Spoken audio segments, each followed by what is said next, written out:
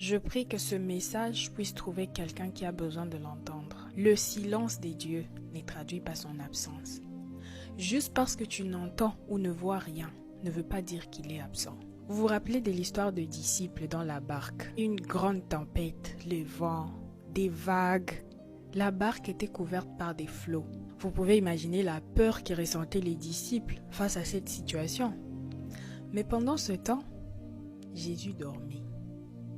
Oui, il dormait. J'imagine qu'après avoir essayé de tout faire, après avoir cherché des solutions, ils se sont rappelés que le maître était avec eux dans la barque.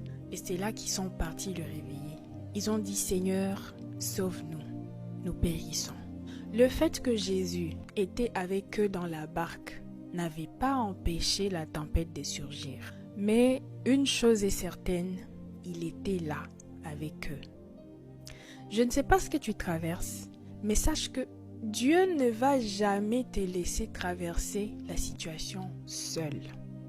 Il est avec toi. Il est avec toi dans la tempête. Notre Dieu ne t'attend pas à la rive gauche ou à la rive droite et te laisse traverser seul la tempête. Il est avec toi dans la tempête. Juste parce qu'il est silencieux ne veut pas dire qu'il n'est pas là. Il est avec toi. Il attend juste que tu lui fasses confiance, que tu arrêtes de te concentrer sur la grandeur de la vague, sur la grandeur de la tempête, et que tu te concentres sur sa grandeur.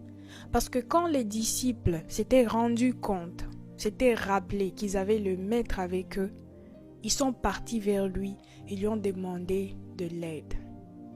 Ils ont réalisé que pendant tout ce temps, pendant qu'on traversait la tempête, il était là. C'est par là qu'il fallait commencer. Et c'est pour ça que quand Jésus s'était réveillé, il leur avait dit « Homme de peu de foi ». Quand tu es avec Dieu, quand tu avances avec Jésus, tu n'as pas à avoir peur.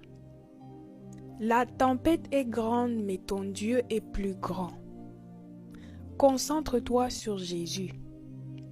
Concentre ton attention sur Dieu, pas sur la grandeur de la tempête. Il contrôle le vent. La Bible nous dit que quand Jésus s'était réveillé, il avait menacé le vent et la tempête. Le vent avait obéi au Christ. Tu penses vraiment que ton problème lui est difficile? Tu penses vraiment que cette situation lui est difficile juste parce qu'il ne parle pas, parce qu'il est silencieux? Ne pense